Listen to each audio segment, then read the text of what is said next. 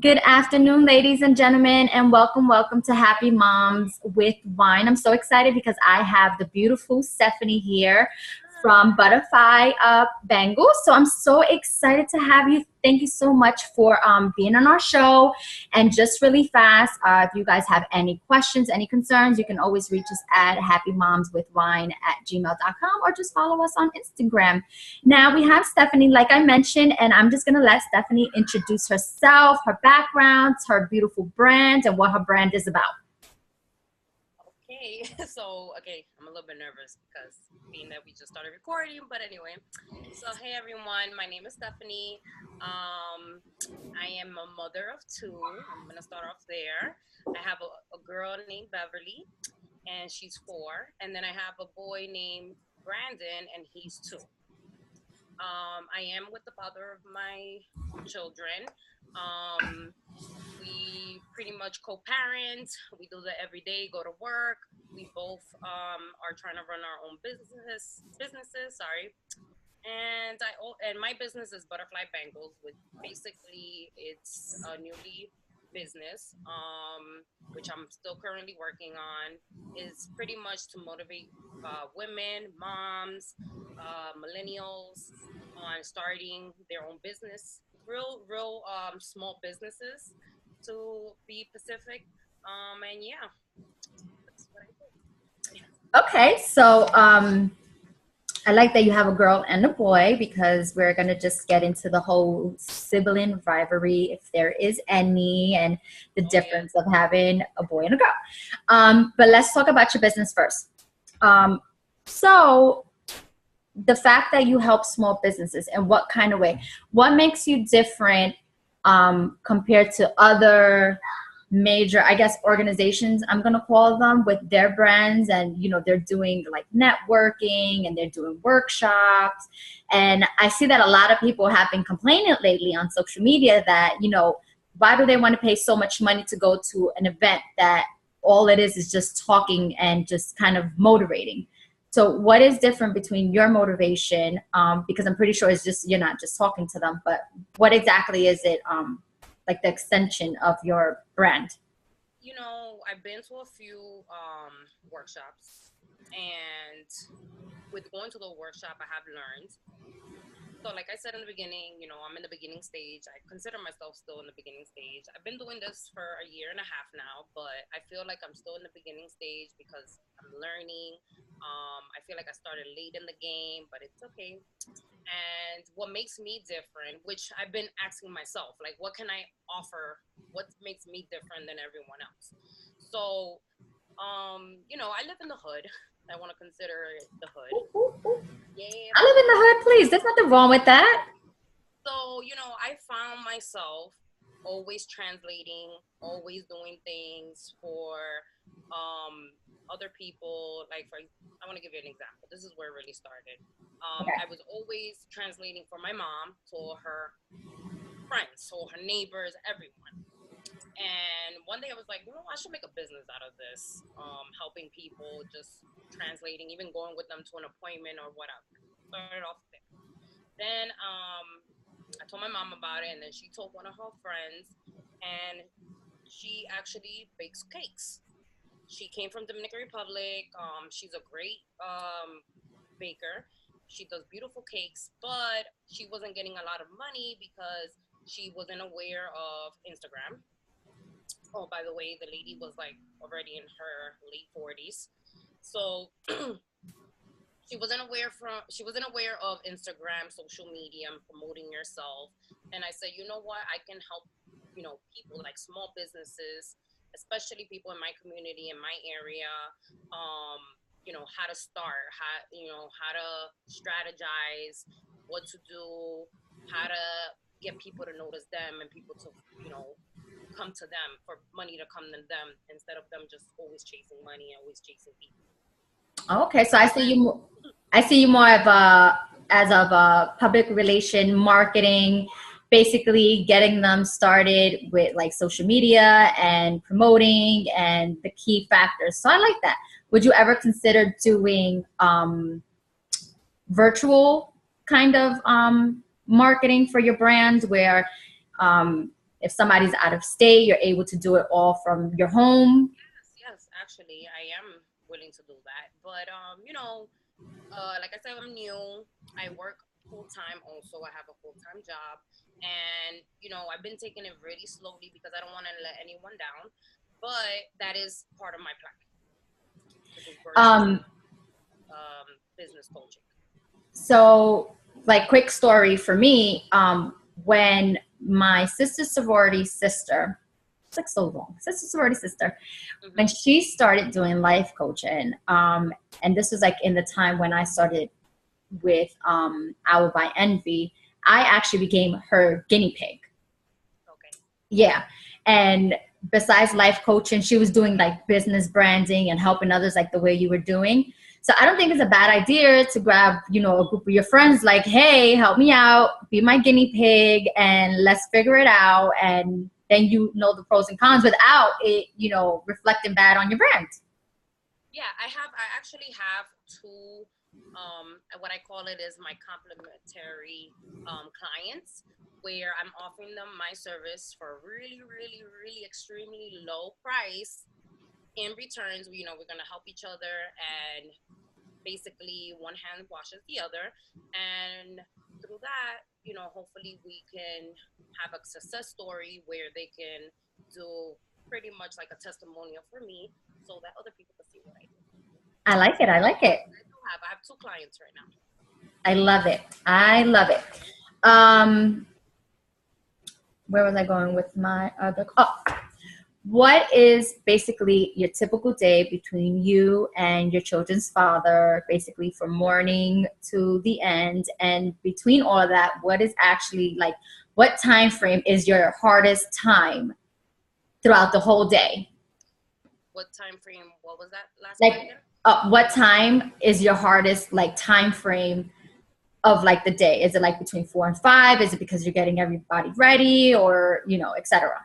I want to say my time frame, the busiest is basically morning to night, but but realistically, I want to say from 8 in the morning, no, not 8, 6 in the morning till about 7.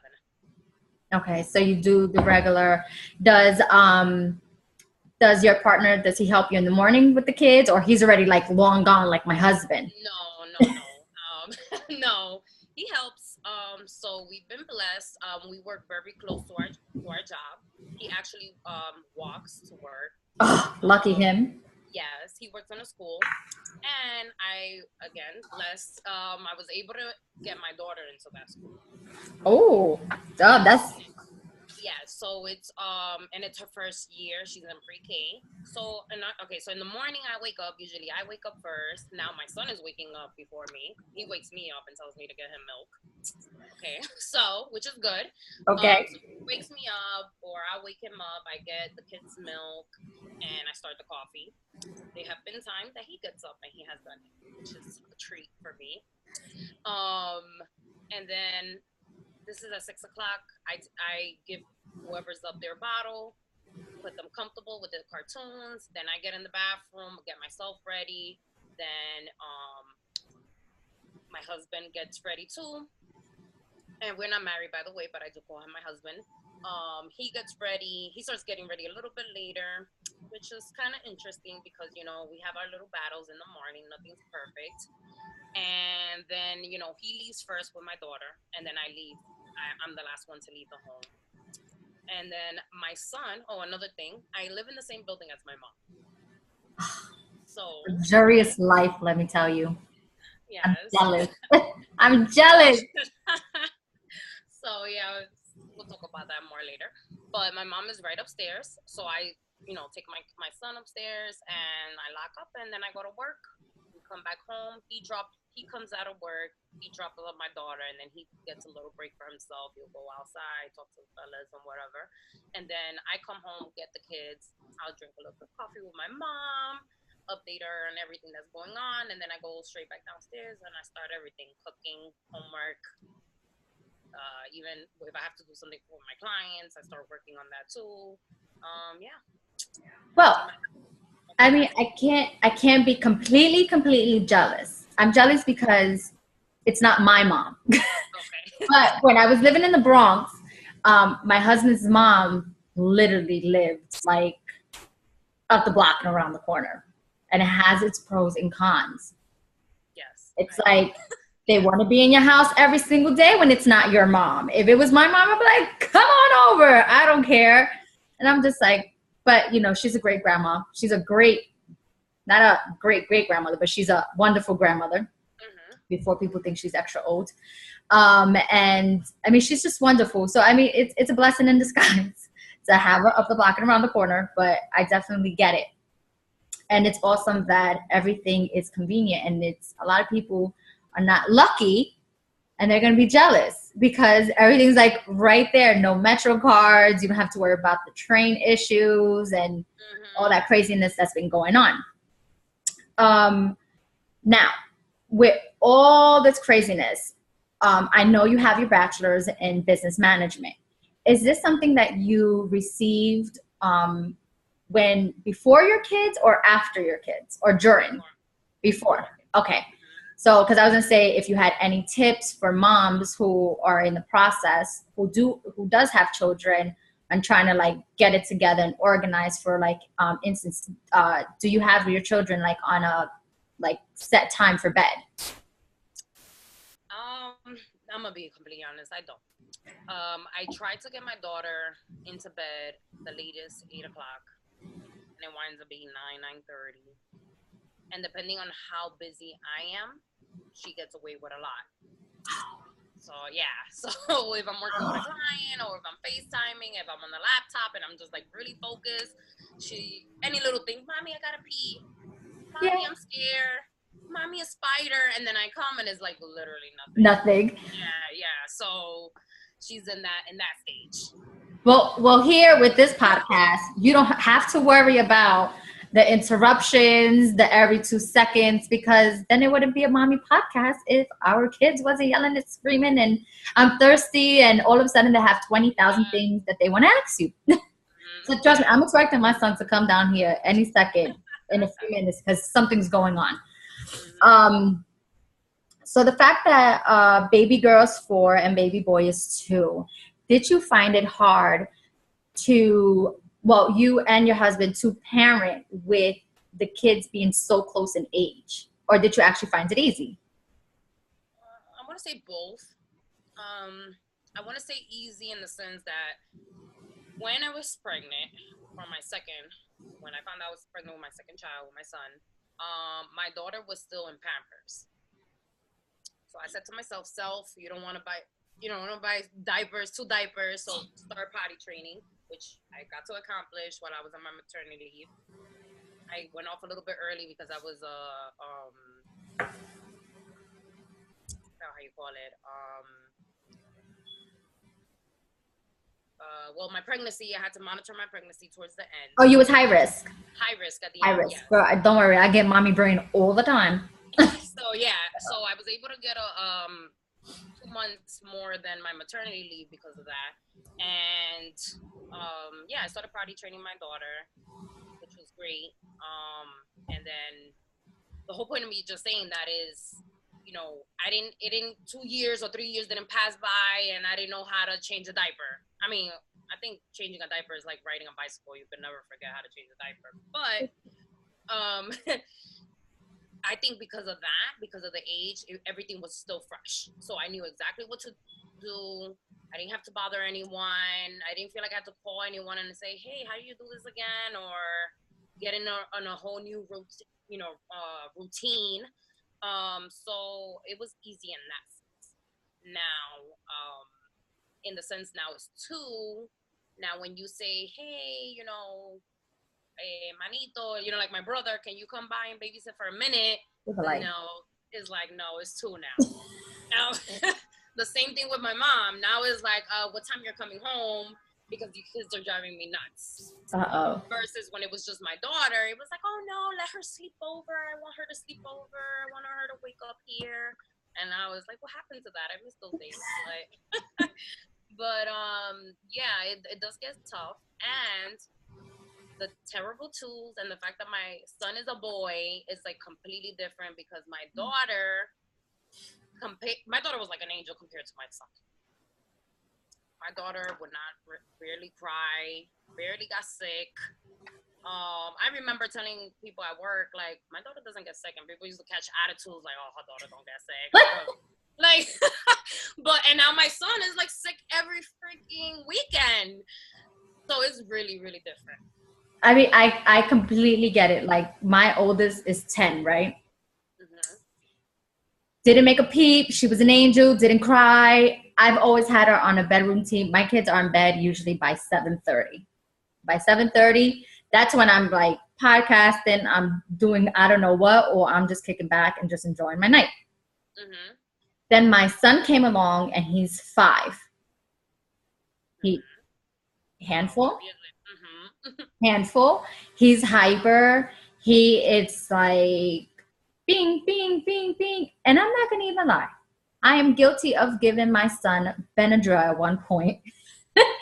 And let me tell you, that backfired because the fact that he was already hyper, and to give a hyper child Benadryl just makes them even more hyper. Oh, wow. So that was like God giving me a spanking, like, you know better, Mom. Like, I know you need sleep, but this is not the way to do it. And then I have Harley Quinn, who's 3.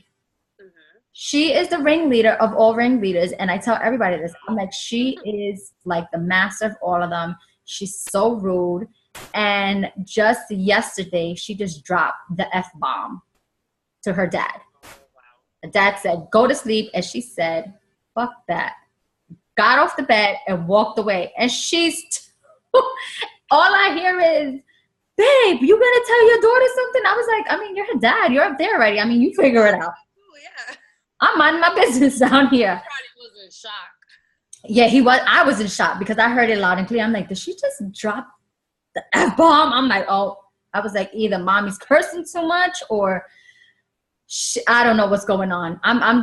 I like to curse a lot in my household, but both my other kids, they know better. And now I'm realizing that this is the age where Harley, I have to be like, no, baby, don't say that. My other kids, they didn't really understand it until they were already maybe like 3, 4, where I had to tell them, like, don't repeat what mommy says. Don't. Mm-hmm. Mommy has a potty mouth. She has a caca mouth.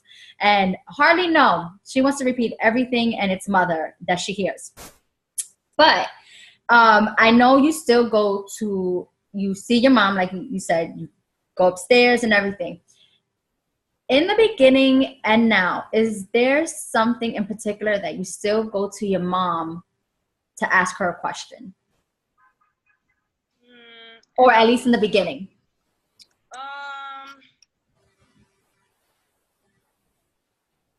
No, because I'm a very, very YouTuber.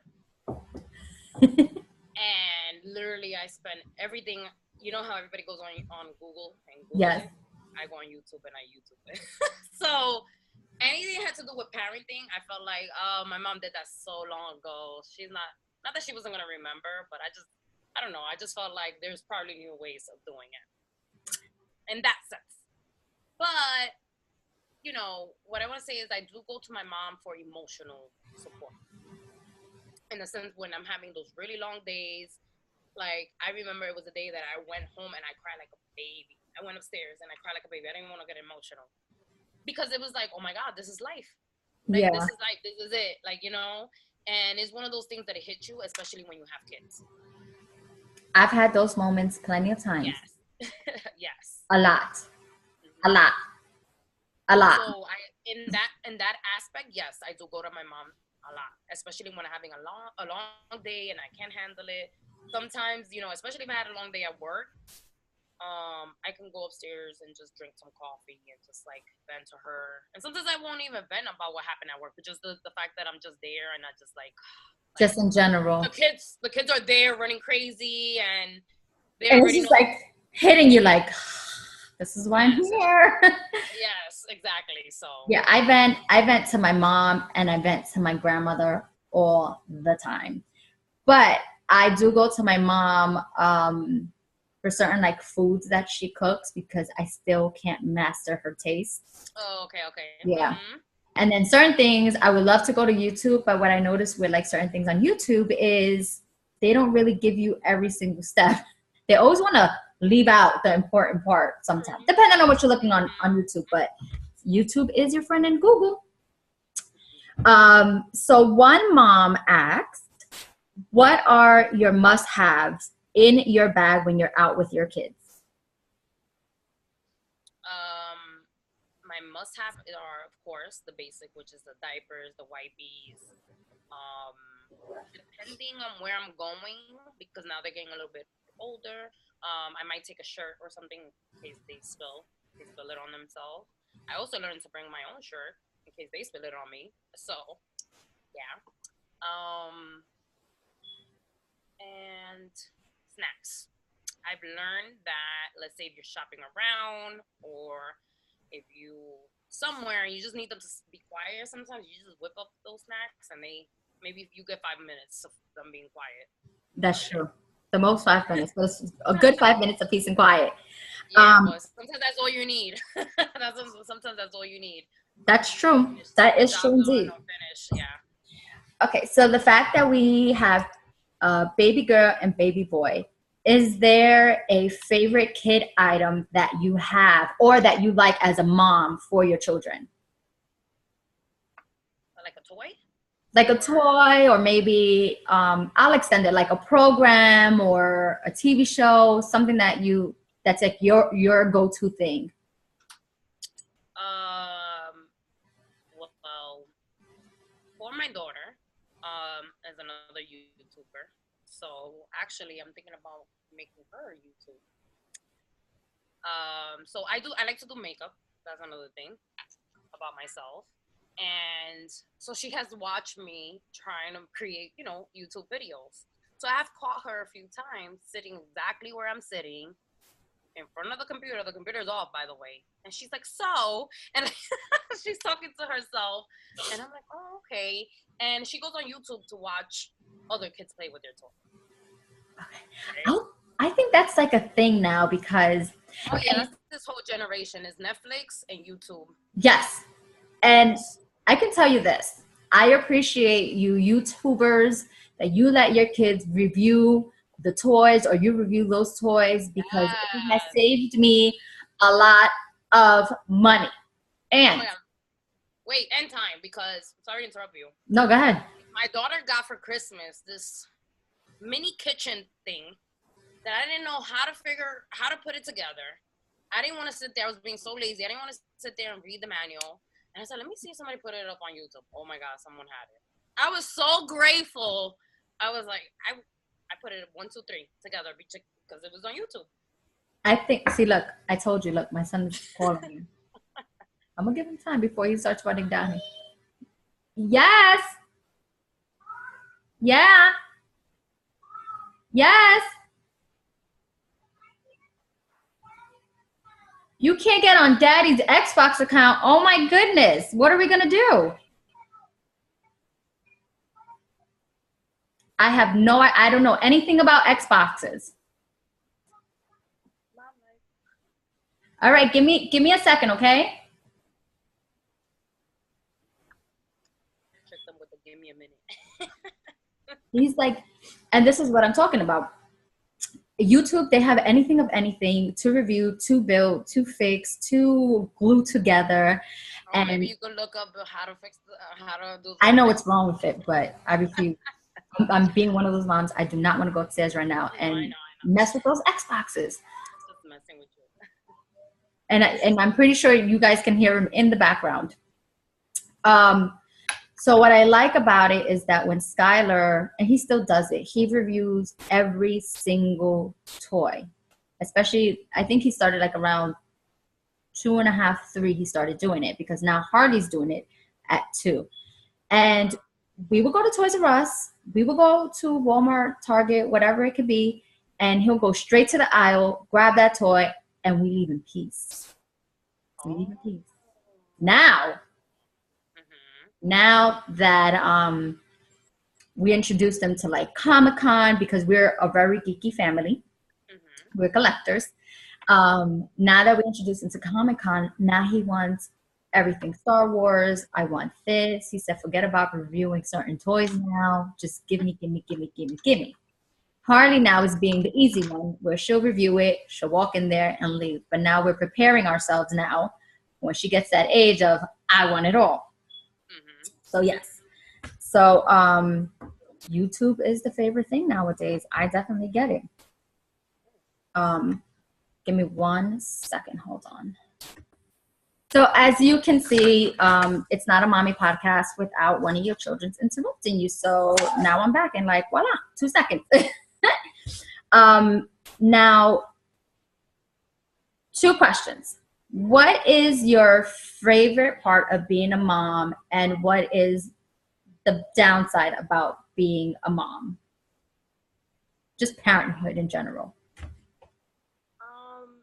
I want to say the best thing is, of course, when I come home from a long day of work, or, you know, when you just might be having a bad day and my daughter is like, Mommy, you sad. Or if my son just comes in, like, run towards me, and like, that just brightens up my day. Reminds me that family comes first, that your children come first, all of that good stuff. So that's the best part of being a mommy for me. And then the most, difficult? That's what we were saying? Yeah, like difficult. The most difficult part is, I just want to say is,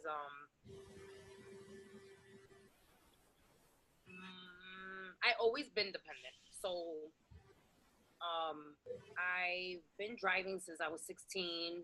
I went away for college. I never waited for anyone to do anything. If I wanted any little thing I wanted to do, I'll just get in my car, go figure it out, pay for it on my own, all of that. After having kids, it's just like a real, like, where are you going? Like, bitch, where are you going? Like, you don't even want to go to the store. Yeah, no. I mean, there's some days that I want to do stuff, or some days that I really don't want to do it. But mostly the fact that I have to. Okay, let me check if I got a babysitter. If my mom wants a babysit, if baby daddy wants to stay with them, if he don't got any plan. I hate that. Like, the fact that I just can't just get up and do what I gotta do without having to have a conversation with anyone about what I'm doing. That's the hard part. That's it. My husband, he's slick about it. He'd be like, "Oh, I'm gonna be right back." I'm like, "All right, cool." Yeah. Gone for hours. I'm like, "Where do you go?" He's like, "Oh, I went to go get this. I went to go." I'm like, "Are you kidding me?" But the minute I say, "Oh, I'm gonna go to the supermarket," "Oh no, we're all going," and then I'm just like, "No, it's my quiet time." Yeah. And I get it. I never get a break, and it's kind of tough for me because I don't have anybody here. So guess what? My kids are dragging along with me if I gotta go to the store. That's why I'm just like, that's why I try to get everything before they get out of school, because I'm not trying to deal with 3 kids because my husband's already at work by then, and then I'm just like losing my mind and losing my hair at the same time. Do you have any non-traditional holiday things that you do with your kids?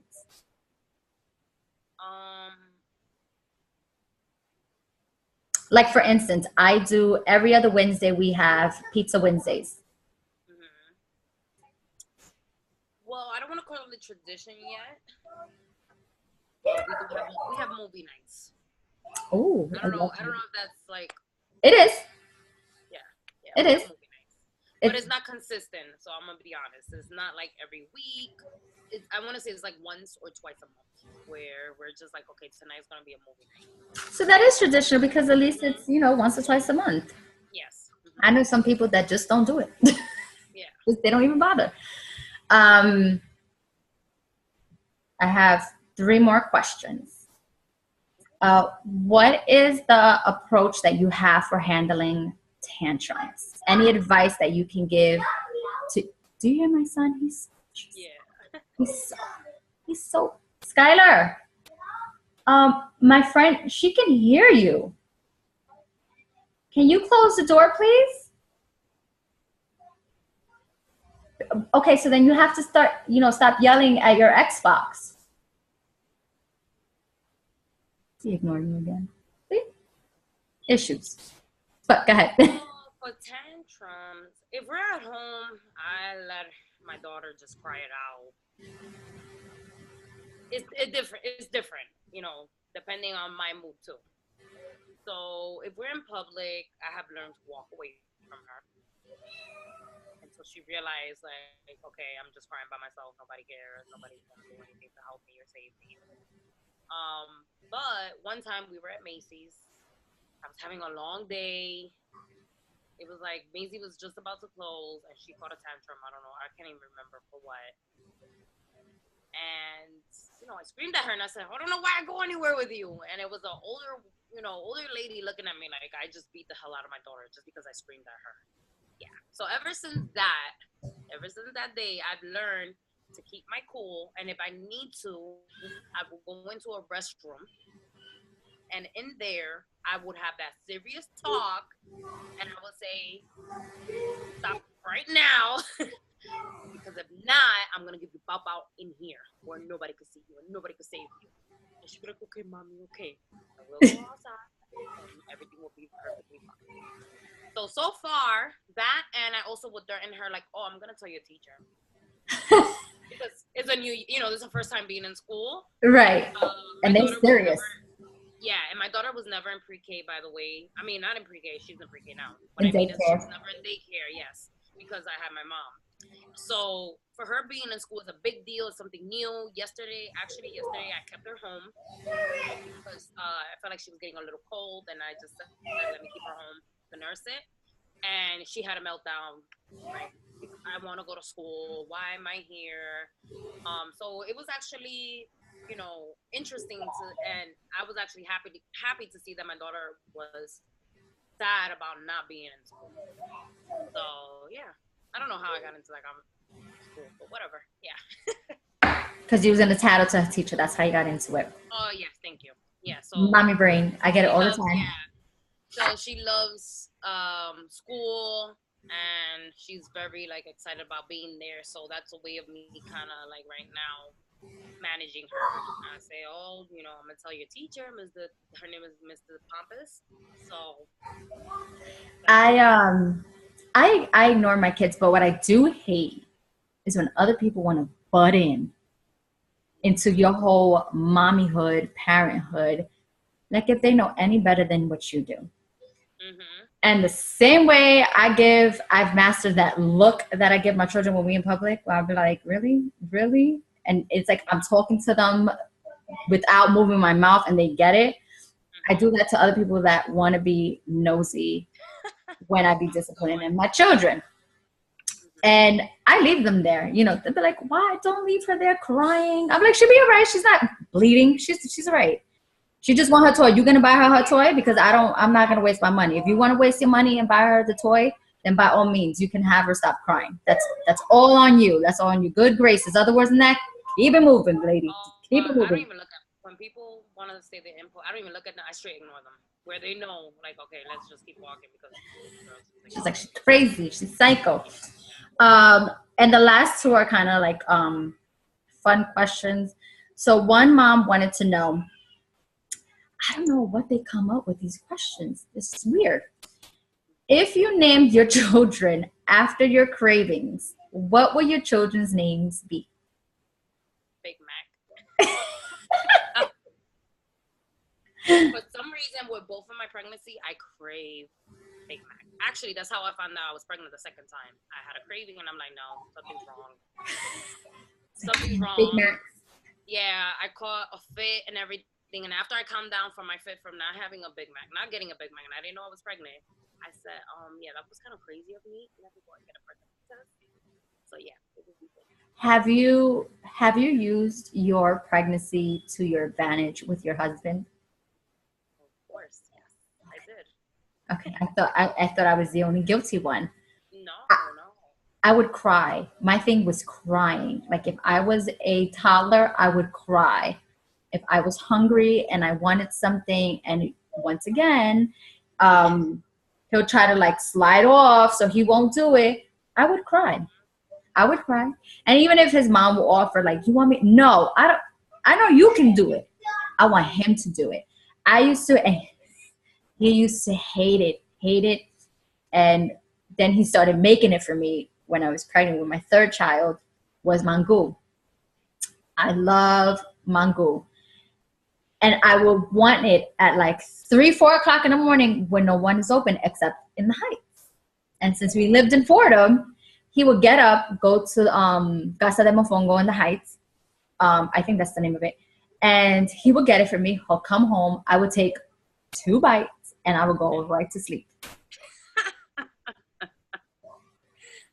Yes. So my children's name will be Magoo, fried wontons, and Harley.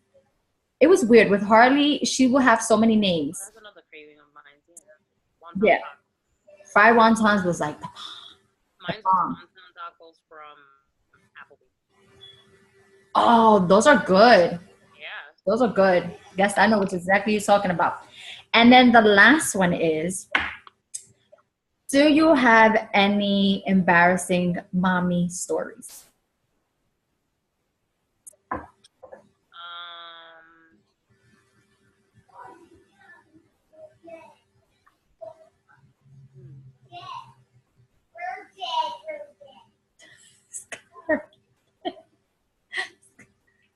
My son is a trip today. Well, one time, I mean, it was a little bit embarrassing, but I didn't really care. One time, I was in the fitting room, and I guess my daughter was annoyed already. She wanted to go home. She's like, "Come on, mommy, let's go. It doesn't fit." And I was like, "Oh, you." Like, I don't know who, but it was just like, I guess because I was really trying to squeeze into them, that she's like, "Come on, mommy, let's go. It doesn't fit already." Like, I was like, "Oh, you little, let's go." But yeah, that was a little bit embarrassing. I can tell you, if I was in the next stall, I would have been laughing, and then I would be like, "Don't worry, I have kids too. I completely get it." I'm gonna share my embarrassing story. And this one is a toughie because my husband reminds me, like every time I forget about it, and now it's like permanently just stuck in there. Every time I'm like, Angie, it's just there. So Skyler wants to get on my nerves. We're going to do a Skyler story because we could still hear him in the background.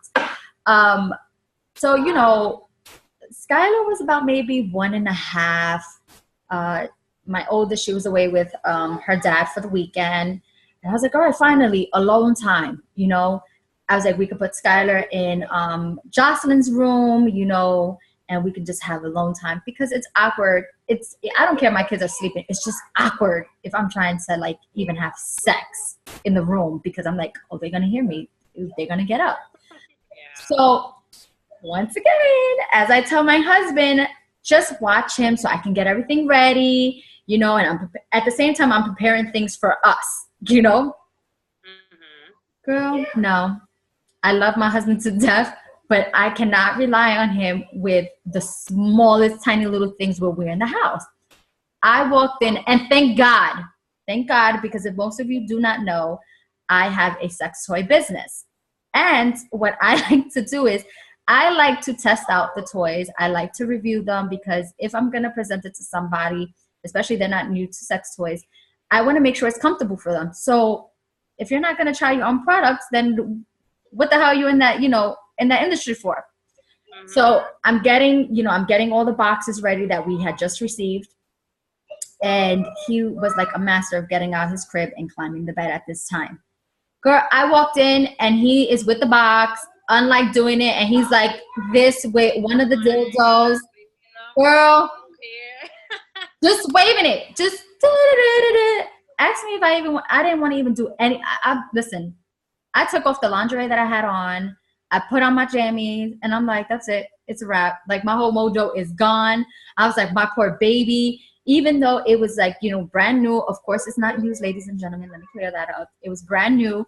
I felt like my poor child just got infected with silicone.